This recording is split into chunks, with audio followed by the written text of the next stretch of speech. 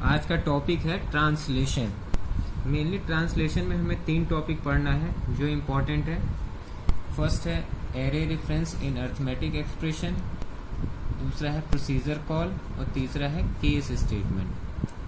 Okay, इसमें हम देखेंगे कि अगर किसी प्रोग्राम के में एरे का यूज़ हुआ है तो हम उस कोड का 3 एड्रेस कोड कैसे लिखेंगे। तो चलिए हम स्टार्ट करते हैं translation of array reference in arithmetic.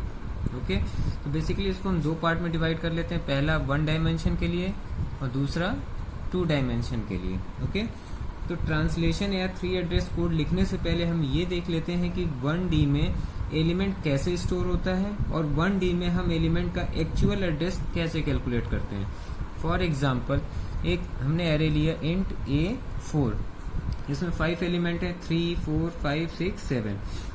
तो बेसिकली एरे में कैसे स्टोर होंगे, 0 इंडेक्स पे 3 स्टोर होगा, 1 इंडेक्स पे 4 होगा, 2 इंडेक्स पे 5 होगा और 3 इंडेक्स पे 6, 4 इंडेक्स पे 7। ओके, तो ये जो ऊपर वाला पार्ट है ये क्या रिप्रेजेंट कर रहा है, हमारा इंडेक्स। ओके, ये जो 0 है, जो हमारा 0 है, इसको हम कहते हैं लोअर बाउंड। लोअर बाउंड हमेशा बाय डिफॉल्ट 0 ही होता है। ओके, ये जो ये आप ये देख रहे हैं, यानी यहाँ से यहाँ तक का एरिया, इसको हम कहते हैं विड्थ। ओके, इसको कहते हैं विड्थ। विड्थ का मतलब कि एक एलिमेंट स्टोर होने के लिए कितना स्पेस लेगा।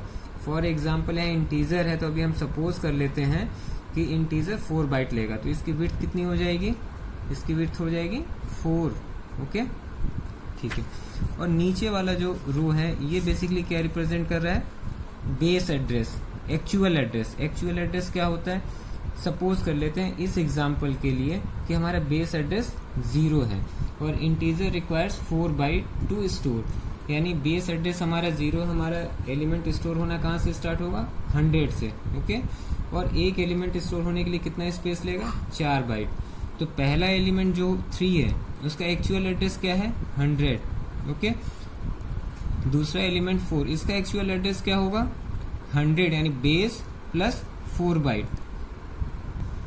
उसी तरह तीसरे एलिमेंट का एक्चुअल एड्रेस क्या है, 108, चौथे का 112 और फिफ्थ का हमारा क्या है, 116।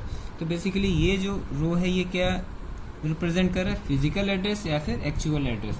हम फॉर्मूले से देख लेते हैं कि इसको कैसे हम कैलकुलेट करते हैं। Actual address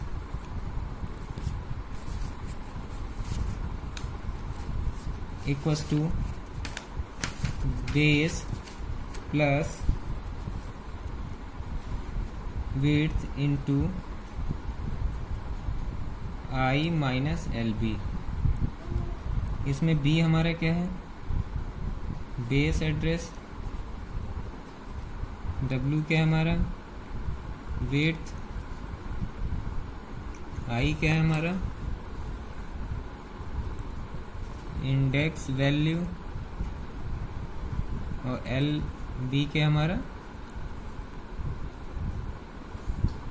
lower bound. Okay, इस एग्जांपल के लिए हम मान लेते हैं कि हमें 3 इंडेक्स पे हमें फाइंड आउट करना है कि 6 का क्या एड्रेस है, 6 का एक्चुअल एड्रेस क्या है। ओके, तो 6 कहाँ पे है, 3 इंडेक्स पे, यानी A3 का हमें एक्चुअल एड्रेस निकालना है। तो हमारा क्या है, बेस। हमने सपोज किया यहाँ पे कि हमारा बेस एड्रेस क्या है, 100। तो B की वैल्यू क्या हो गई, 100 प्लस विड्थ, हमारा विड्थ क्या है यहाँ पे, 4 बाइट। क्यों, integer requires 4 byte to store, ये हमने सपोज किया। ये वेरी हो सकता है अलग अलग प्रोग्रामिंग लैंग्वेज में और अलग अलग सिनेरियो में। तो अभी फिलहाल के लिए विड्थ हमारा क्या है, 4 और I की वैल्यू क्या है, 3 माइनस लोअर बाउंड क्या है, 0। बाय डिफॉल्ट लोअर बाउंड हमेशा 0 ही रहता है। तो इसकी वैल्यू क्या आ गई हमारी, 100 प्लस 4 इंटू 3, यानी 100 प्लस 12 इक्वल्स टू 112। यानी A3 पे जो एलिमेंट स्टोर होगा उसका एक्चुअल एड्रेस क्या है, होगा 112, यानी 6 का एक्चुअल एड्रेस क्या है, 112। तो 1 डायमेंशन में इस तरीके से हम एड्रेस निकालते हैं।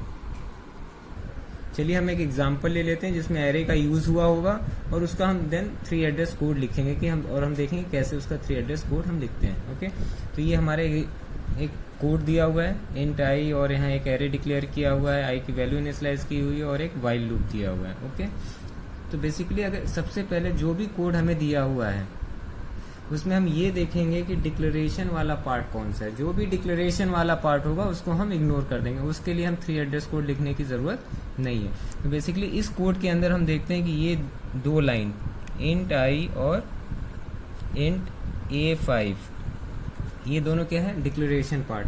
तो इसको हम लेफ्ट आउट कर देंगे, इसको हम लेफ्ट कर देंगे due to declaration part. Okay, अब हम आगे चलते हैं। अब हम इस बाकी जो लाइन ऑफ कोड बचा इसके लिए हम 3 एड्रेस कोड लिखते हैं। ठीक है, 3 एड्रेस कोड लिखने के लिए हम नंबरिंग कर लेते हैं। पहले स्टार्टिंग में हम आर्बिट्री नंबर लिख लेते हैं, i+1, i+2, i+3, i+4, i+5। आप 1 2 3 4 5 6 7 8 भी लिख सकते हैं, किसी तरीके से आप लिख सकते हैं जैसे आपको आसान लगे। ओके, तो सबसे पहले देखते हैं इस कोड में क्या हो रहा है। एक वेरिएबल दिया हुआ है आई जो इंटीजर टाइप है, उसको इनिशियलाइज किया गया है 1 से। तो पहला जो लाइन ऑफ कोड होगा 3 एड्रेस में वो हम क्या लिखेंगे,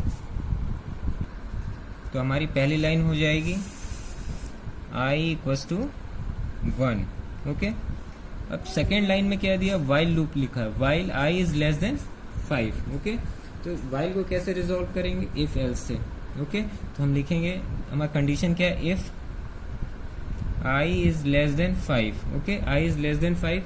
अगर ये सही होगा तो किसी दूसरे एक स्टेप पे जाएगा और गलत होगा तो किसी और स्टेप पे जाएगा। ओके, तो i=5 अगर ये सही है तो गो टू, अब इसको छोड़ देते हैं, गो टू यहाँ जो भी नंबर देंगे उस नंबर की लाइन पे वो जंप कर जाएगा।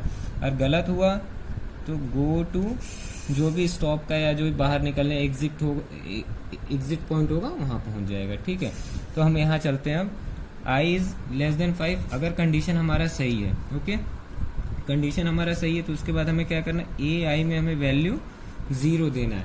तो ए आई में वैल्यू 0 देने से पहले हमें आई का एक्चुअल एड्रेस हमें फाइंड आउट करना है कि इस आई का एक्चुअल एड्रेस, इस एलिमेंट का एक्चुअल एड्रेस क्या है।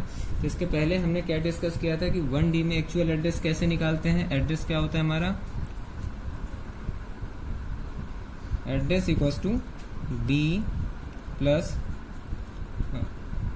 Width i minus lower bound. Okay, तो हम सपोज कर लेते हैं यहाँ पे कि लेट हमारा बेस एड्रेस, अभी फिलहाल कुछ नहीं दिया हुआ है तो हम सपोज कर लेते हैं हमारा बेस एड्रेस जो है b=0।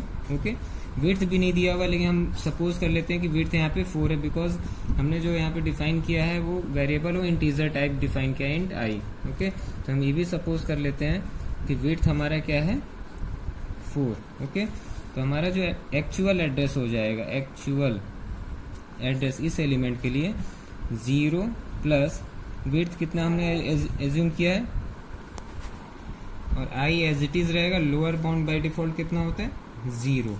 तो यह क्या निकल के आ गया हमारा 4i, यानी जो हमारा एक्चुअल एड्रेस होगा, एक्चुअल एड्रेस उसका जो एक्चुअल एड्रेस होगा वो क्या होगा हमारा 4i।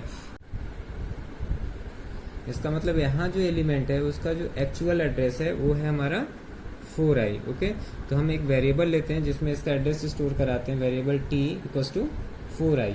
अब हम क्या करेंगे, a यानी एक्चुअल एड्रेस हमारा क्या है 4i, यहाँ पे क्या स्टोर हो रहा है हमारा 0। ओके, फिर नेक्स्ट लाइन में लाइन ऑफ कोड क्या लिखा हुआ, i=i+1। ये तो एज इट इज सेम रहेगा कि i=i+1। ओके, इसके बाद लूप कहाँ जा रहा है हमारा, अगेन वाइल पे।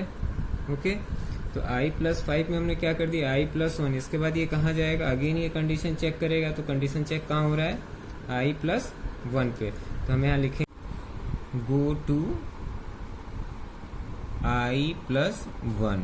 ओके, अब हम कहाँ चले गए, i+1 पे, फिर से ये कंडीशन चेक करेगा, फिर से अगर सही होगा तो फिर ये एग्जीक्यूट करेगा, फिर यहाँ आके फिर कहाँ चला जाएगा, गो टू i+1 पे।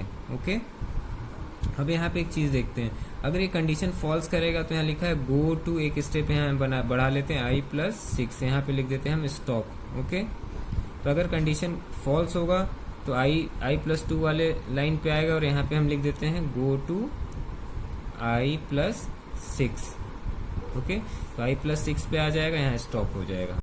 अदरवाइज अगर हमारी कंडीशन सही होगी तो ये i+3 पे आ जाएगा और यहाँ से एग्जीक्यूशन स्टार्ट हो जाएगा। ओके, ये था हमारा, अगर किसी प्रोग्राम के अंदर एरे आ रहा है, 1D एरे आ रहा है, तो उसका हम 3 एड्रेस कोड इस तरीके से लिखेंगे। ओके।